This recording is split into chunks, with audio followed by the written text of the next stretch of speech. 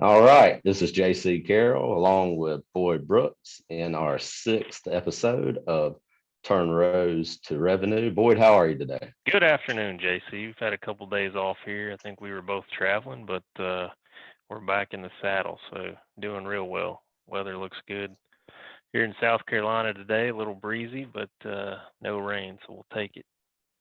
That's right. That's right. Tell the folks what they need to know about the markets, man.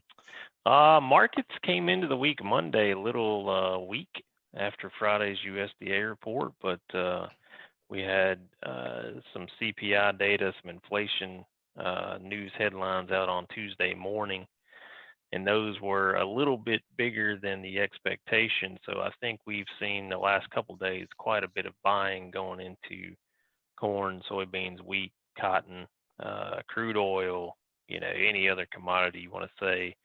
Combine that with some weakness in the dollar as well. The past couple of days we're back below 92 on the dollar index. We've also had a little bit of dryness in the Brazilian safrinha crop. Some dry weather there forecast in the 10-day forecast. They've had some showers the past couple of days, but as we know, it's a futures market, so everybody's kind of looking out to see what's coming.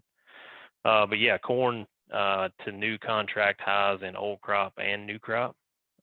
Beans, wheat, and cotton all kind of remain below the highs from January, but are trending up the past few days. So we're still in a pretty good market here, sideways to higher everywhere. News wise, in the grain market specifically, we had some planning progress on Monday. I think national was 4%. Nothing exceptional there. Bean number hasn't been published yet. And I did not see the cotton number. I don't know if you've got that somewhere, JC, but I was not paying close enough attention, but I'd say it's probably about average. But yeah, overall, I I mean, think we were a percentage behind in a couple states and okay. a percentage ahead in a couple states. Like we were right on it. Yeah, yeah. So nothing out of the ordinary there. The forecast for the U.S. looks to be a little bit colder here the next 10 days to 2 weeks. There was some corn planted and some beans planted, but there doesn't seem to be any emergence yet where that cold weather would hit it too bad. Dry over most of the corn belt with some scattered showers. So, assuming that it doesn't get below 40 in most of these areas, I'd say soil temps will stay pretty close to where conditions will be just right to get after it. I talked to a customer of mine today up northern Kentucky, Indiana, and they said conditions were the best they've seen for quite a while. So, Right. I think as you stretch a little further west, though, we're going to have about 10 days of um, my understanding is that it's going to slow planting down a little bit these next 10 days and it's starting to get a little bit dry. So it'll be interesting to see kind of, if that 10 days turns into 14 or exactly what that looks like as we, you know, probably going to need some rain here in a little bit out there to continue to move forward. yeah, that's true, but it's also the 14th of April. So, those Totally. guys just last week was the insurance start date for a lot of those folks. Mhm. So we're Right. definitely not behind as far as compared to the last couple of years for sure. But yeah, I mean, do they wait for some moisture in the Dakotas before they get after it?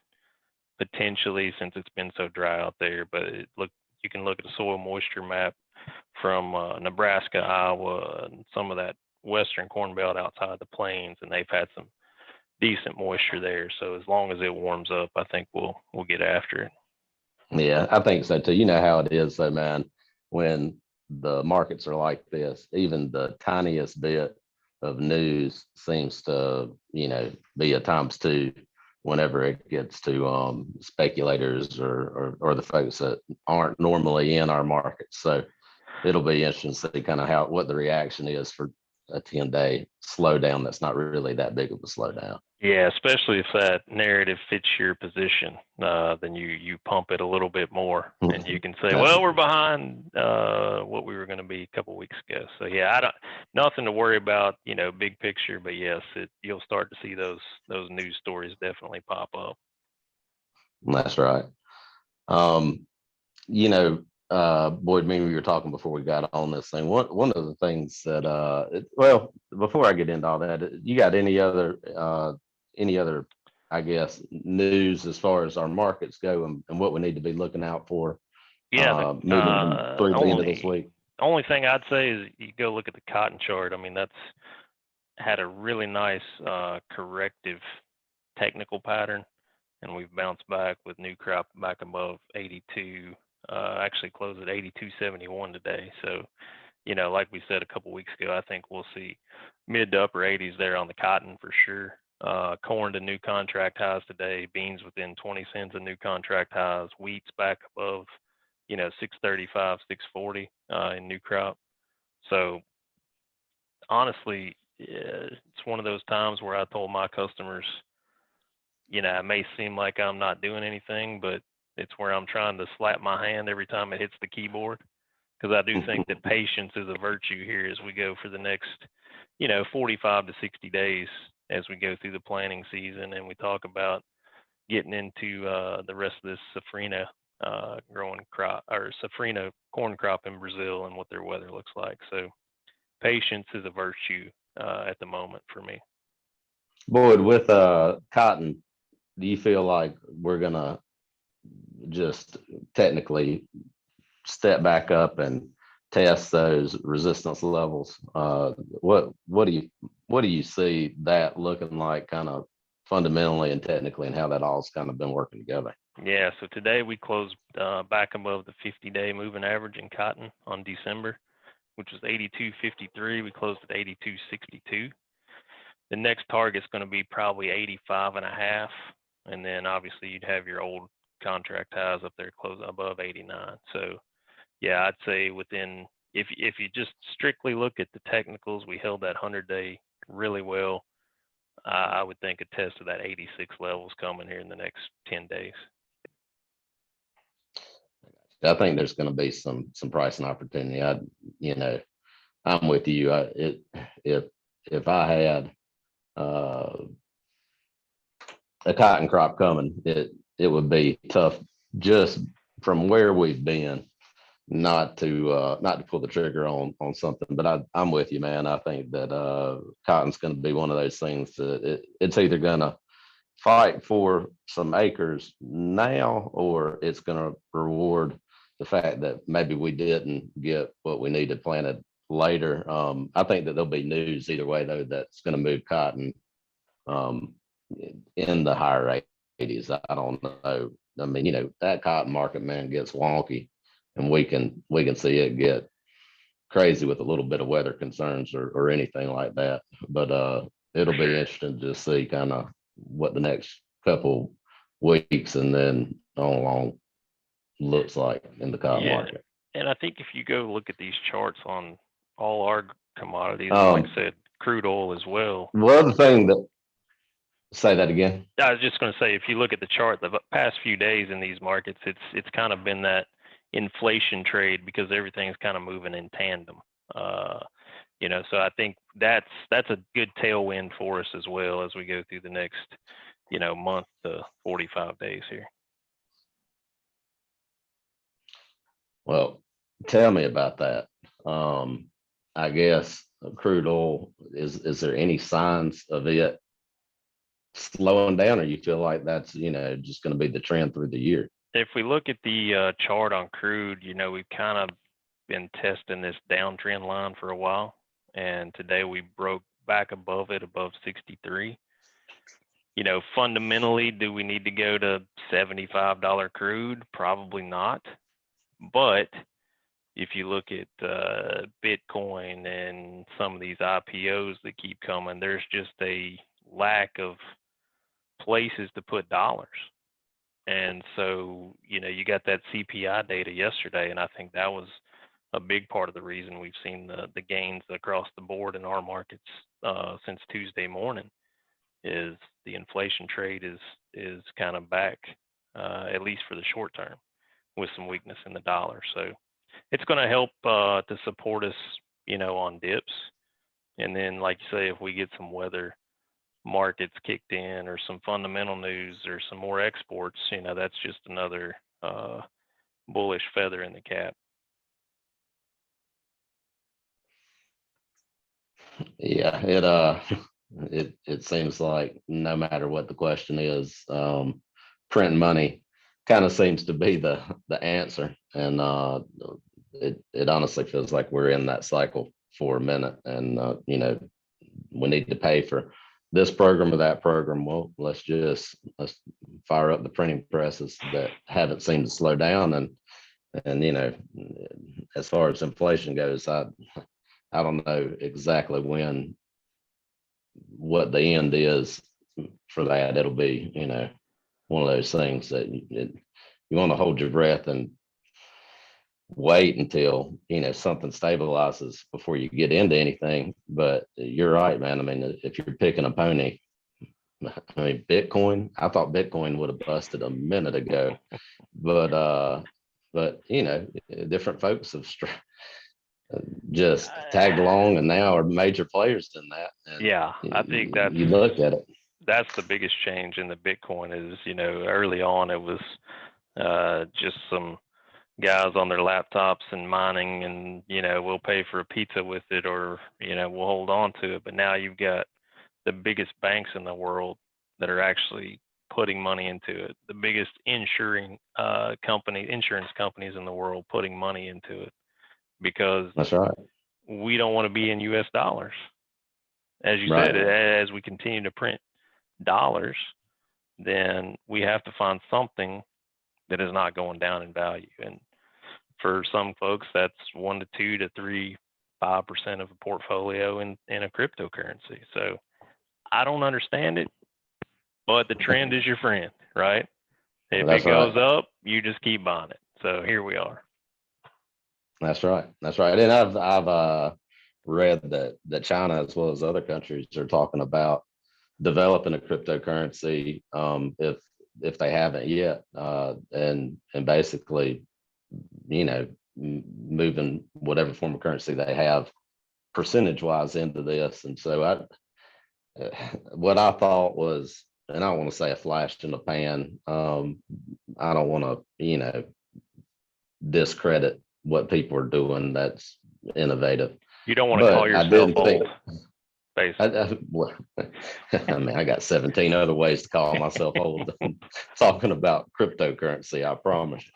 Uh, but I didn't think that it was going to have the legs Right. that it has. And now that countries are talking about, moving into cryptocurrency, it'll be interesting to see where that market goes. But Yeah. all of that to say it's an answer again, because folks just don't know where to. I mean, in the United States, same with the Dow. You'd have thought that we'd have had a correction, honestly, 4, 5, 6 years ago.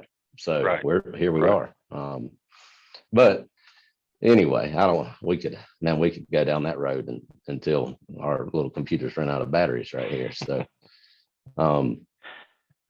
Boyd, one of the things that I've been paying attention to is this 30 for 30 or 30 by 30 executive order that has kind of been under the umbrella of environmental protection.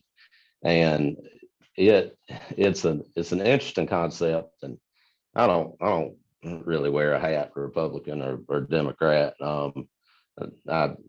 I can find good and bad in both. But a lot of the policies that the Democrats seem to be hanging their hat on is under the environmental protection Right. platform.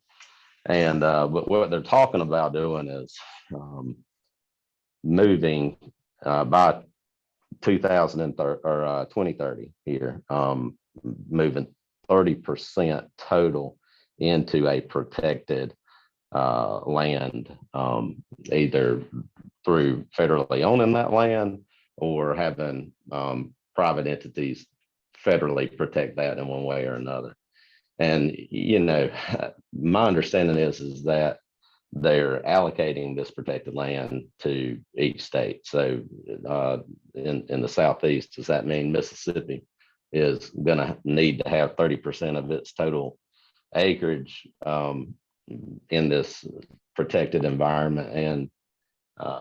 And if so, is that going to trickle down to the county level? Right. You get in the Delta, and that's a whole different environment than South Haven, Mississippi, Oh, for sure. up north. And so you can pick any state with that. But my concern is that you're going to have potentially a land grab there that may not make the most sense for each county and each state to participate in. And yeah, I mean, you mentioned that to me before we jumped on here, and that was the first I'd heard of it.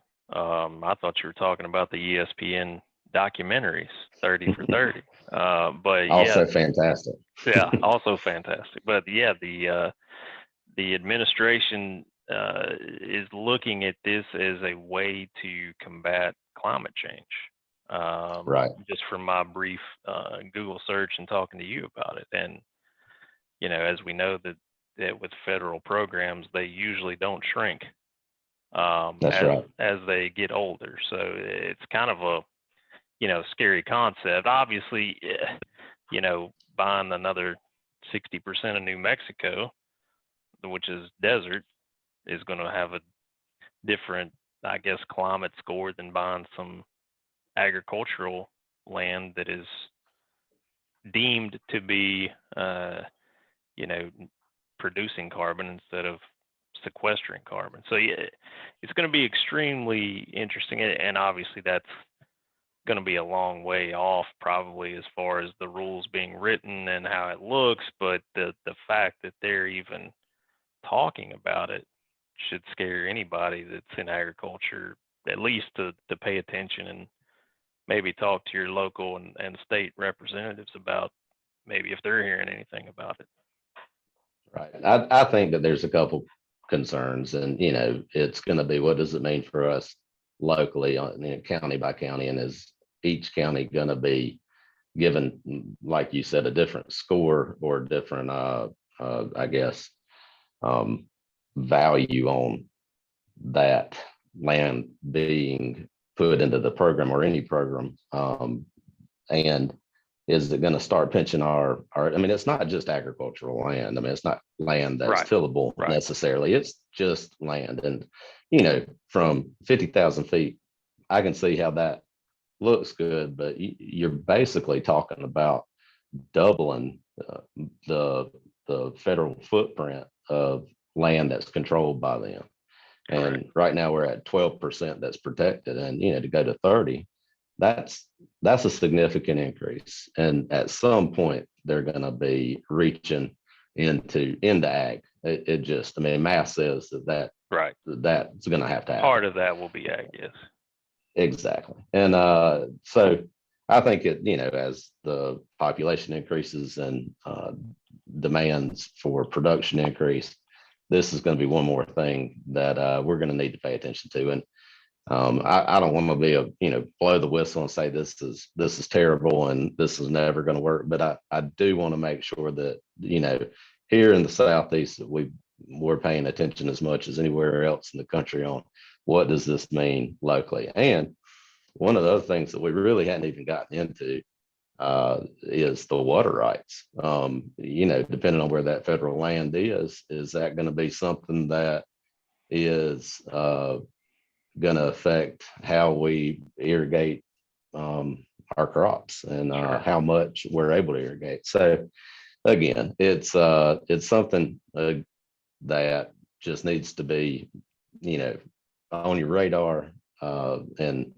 we're going to continue to do some digging here to make sure that everybody's informed as they can be. And the rules just haven't been written on this thing. I think there's a lot of speculation, and we may be talking about something that's a non-issue Right. but Well, it, like you said, I hadn't heard of it yet either. So just bringing some notoriety to it's probably not a bad thing, even early on. that's right. The last thing I have to cover here, Boyd, is and this happened yesterday, so we haven't gotten down to exactly what this is, but the USDA allocated $330 million to really, I think, a couple different things. But the specialty crop block grant program is going to receive $169 million of that. I think a lot of that's going to be for migrant workers that may need to participate in COVID vaccinations and testing to make sure that that's good to go. And the piece that involves the Southeast, as much as that is, let me make sure I got my numbers right. 97 million, I think, that's available for a warehouse. It really doesn't define it. It says a cotton user payment of 6 cents per pound.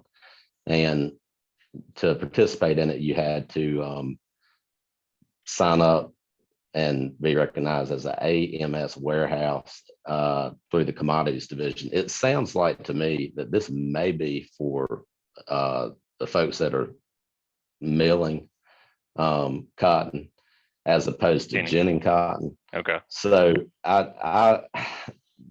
we're going to do a little bit more digging there, but I talked to a ginner earlier and he had no clue that this was available. So usually one of those things happens, and our ginning community in the Southeast pretty tight, and they know before I do if they're going to get money or not. So that looks like it may be just for the textile industry, one off from cotton, but we're going to track that down too. And $330 million isn't a little bit of money, so hopefully that's gonna benefit somebody that needs it in ag. And specialty crop guys get overlooked a lot. I hope that 169 million is going for the good there too. Absolutely. But that's really, as far as programs go, it is the same old song on a couple of those things that we've already talked about. They've just re-released the $20 an acre payment, and keep calling it different things. Had that hit some mailboxes from a few of my customers this week, so that's a nice little spring bonus before we go to the field. So that's right. But I don't have too much more, Boyd. We'll keep paying attention to markets and programs. And one last thing that we are paying attention to on the crop insurance end is the price flex type products that are being released. My understanding is that's happening today or tomorrow, and just seeing if it makes sense to go ahead and lock in some of the price protection on a revenue product for our 2022 crops. And we're going to be putting pencil to paper as soon as those premiums are released and seeing exactly what that means for guys. So hopefully we'll have an update on that in the next week or so. Sounds good. Yeah, we'll check back with you here later this week on some more market info and anything else we see. But until then, y'all enjoy the afternoon, and we'll talk to you soon. Yeah, y'all be safe out there, and thanks for everything you do for us. Take care. Thank y'all.